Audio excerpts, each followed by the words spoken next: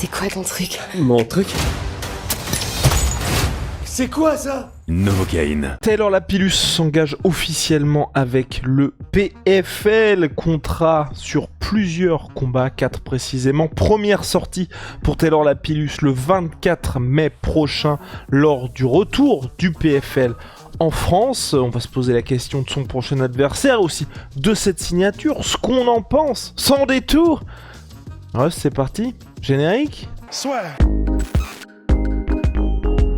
Avec Winamax, ton premier dépôt est doublé jusqu'à 100€ en pari gratuit. Dépôt 100€, 100€ en pari gratuit, plus 10€ avec le code la sur 10, 210€ pour parier. Attention, les jeux d'argent sont interdits aux mineurs. Jouer n'est pas une alternative au travail et ne permet pas de s'enrichir, donc jouez de manière responsable. Taylor Lapillus, vous le savez, qui avait été libéré de son contrat, enfin en tout cas fin de son deuxième contrat avec l'UFC, avec un bilan de 3-1 comme la première fois, ce qui était triste d'un point de vue sportif, mais en termes de spectacle, on avait expliqué qu'on pouvait comprendre l'UFC qui est extrêmement dur de ce côté-là, et donc était dans une situation où il fallait vraisemblablement voir ailleurs, et donc là il a signé du côté du PFL, qui est dans le top 3 des plus grandes ligues, très présente en France. Qu'en pensons-nous? C'est clair que c'est probablement là où il va retrouver, où il va avoir la meilleure balance entre trouver quand même une adversité de bon niveau et rester dans un endroit où ça a du sens pour lui, parce que sinon, s'il voulait qu'un niveau de malade mental, il allait à l'ACA ou dans des organisations en Russie où c'est la folie furieuse. Mais bon, par contre, du coup, le public français n'aurait plus eu accès à Taylor Lapillus. Il aurait fait du coup sa dernière partie de carrière dans un endroit où c'est l'enfer sur terre, tellement tout le monde est des tueurs à gages et personne ne t'y voit parce que personne en France ne regarde la CA, enfin, ou très très peu, disons. Donc c'était probablement le meilleur choix, en espérant en plus qu'il s'y soit retrouvé avec une bonne paye, un bon salaire. Donc en vrai, c'était le meilleur de tous les mondes, probablement hors UFC pour Taylor. Donc tant mieux en vrai. C'est ce que je pense aussi. Hors UFC, c'était le meilleur pour Taylor. Et puis, ça fait partie de ces choix où c'est vrai, quand on connaît l'investissement du PFL en France, la France qui est le premier marché du PFL, on sait qu'ils vont faire de plus en plus d'événements en France. Ça a du sens aussi pour lui, parce que j'en parle assez souvent, que ce soit du côté de Morgan ou autre, je suis toujours un peu triste quand je vois les gars qui sont à l'UFC Apex alors qu'ils pourraient être en France. Là au moins on pourra voir Taylor Lapillus plus régulièrement, et surtout ça remettra un petit peu de la hype à sa carrière.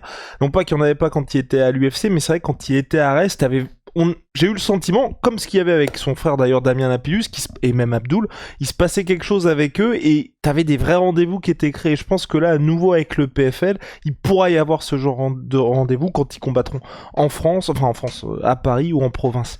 Et question d'adversaire, là aussi, du côté de l'UFC, je ne pense pas qu'il aurait été champion Taylor, parce que le top 15 est absolument hardcore chez les bantams, et puis il faut aussi que l'UFC ait envie de vous pousser. Vous regardez ce qui se passe avec Sean O'Malley, qui obtient sa revanche complètement méritée contre Merab Dvalishvili.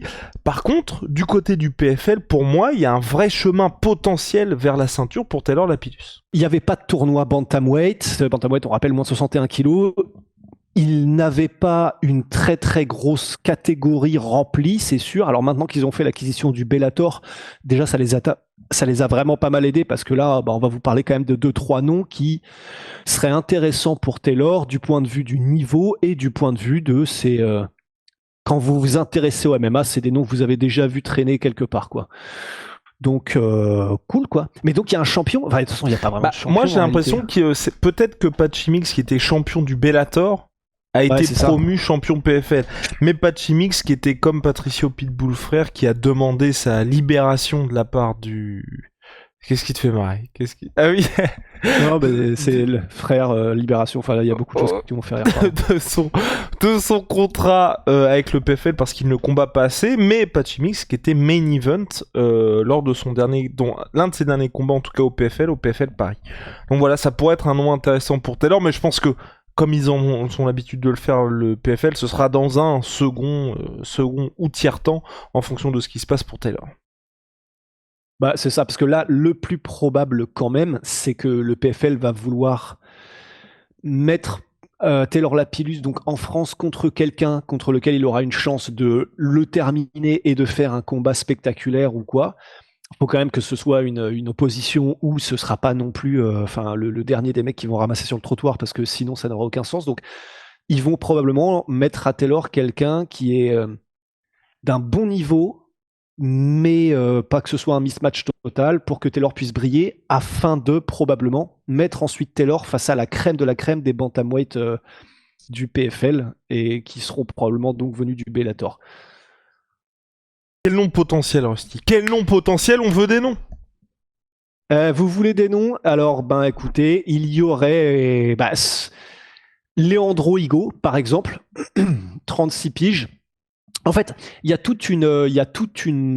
quelques mecs là qui se sont rencontrés tous les uns les autres un petit peu au Bellator en bantamweight, qui sont des noms connus et qui probablement seront des adversaires de choix pour Taylor. Donc il y a Leandro Higo qui a 36 ans et qui est en 23-6, Magomed Magomedov, 33 ans et qui est en 24, Rofeon Stotts qui a 36 ans en 21-2. Et ça, c'est pour les gars qui se sont tous un peu rencontrés, qui se connaissent. Et puis après, tu as donc des gars qui promettent, sont en train de monter, ont des bons records et peuvent soit faire des combats spectaculaires, soit effectivement proposer quelque chose d'intéressant en France contre Taylor. Et donc là, on aurait Lewis McGrillen Evans, qui a 24 ans, qui est en 11-1, dont 10 victoires sur les 11 par KO. Donc tu vois, ça par exemple, typiquement, après ça dépend, parce que peut-être que le PFL n'a pas envie d'exploser un jeune, donc ce serait peut-être pas l'idéal, mais s'ils veulent en tout cas un combat spectaculaire et où il y ait quand même un plus haut pourcentage de finition pour Taylor, un mec comme ça, un petit jeune comme ça, ce serait pas mal. T'as Ali Taleb, qui a 27 ans, qui est lui aussi en 12-1, et qui, je ne suis plus sur sa page, mais je crois me souvenir qu'en gros, il était à 80% de finition aussi, un truc comme ça. Donc je crois qu'il avait que 2 décisions sur ses 12 victoires. Et tu as Sarvajon Kamidov, qui est à 27 ans aussi et qui est en 16-0. Et puis tu as un autre gars qui s'appelle Kursed Kakorov, qui est à 33 ans et qui est en 13-1. Donc il y a... Et puis j'ai été vite fait voir quand même les records de quelques-uns de ces gars-là. C'est pas en mode ils ont affronté que des gars à bilan négatif, ils ont affronté que des mecs dans des organisations, municipales. C'est quand même des gars qui ont, voilà, c'est des vrais gars quand même malgré tout. C'est juste qu'ils ne sont pas connus du tout et qu'ils sont plus sur la pente montante, quoi. Mais donc voilà, c'est ça qui est au moins rassurant pour Taylor, c'est que il y a un petit pool de quelques combattants quand même qui sont des combattants jeunes sur la montée, spectaculaire, et donc qui serait intéressant en tant que piédestal si jamais le PFL veut faire monter Taylor en France. Et tu as ensuite la catégorie du coup des combattants qui sont des vétérans, des vieux de la vieille du Bellator, qui sont maintenant transvasés au PFL et qui ça ferait des super combats de haut niveau que Taylor pourrait déjà affronter et peut-être probablement battre dès maintenant. Mais c'est juste que voilà, le PFL va peut-être probablement vouloir construire un peu son image, faire quelques highlights pour le vendre ensuite, etc., quoi. Eh bien voilà pour Taylor Lapillus au PFL. Puis pourquoi pas des chocs franco-français à venir, parce que pour moi c'était un peu ça. C'est vrai qu'il y avait, ça parlait aussi du KSW, mais c'est vrai qu'on regarde du statut de Taylor qui est quand même d'un très très très haut niveau sportif. Le PFL avait du sens, mais sinon moi je me serais bien dit revenir dans une organisation française où il serait encore plus mis en bombe qu'au PFL, et où là tu recommences à affronter des Français, parce que c'est peut-être la seule chose qu'a manqué à Taylor quand il y a eu son run à Rest, c'est d'affronter comme ça des gars. Il y avait potentiellement Mustafa Aida, finalement les deux ne s'étaient pas affrontés, mais tu vois, de bénéficier de ces chocs-là pour pouvoir monter aussi, parce que je pense que c'est ce qui a pas mal servi Abdul, notamment dans le combat contre Karla Moussou, contre Karla Moussou, qui l'a servi pas mal. Et je pense que c'est vrai que pour Taylor, même s'il y a un peu moins de bantam, on se disait potentiellement Abou Younusov, mais même si ils sont potes, c'est pas un combat qu'on souhaite, c'est juste que sportivement c'est intéressant. Y a pas beaucoup d'opposition possible. Ouais, exactement. On est en train de le perdre.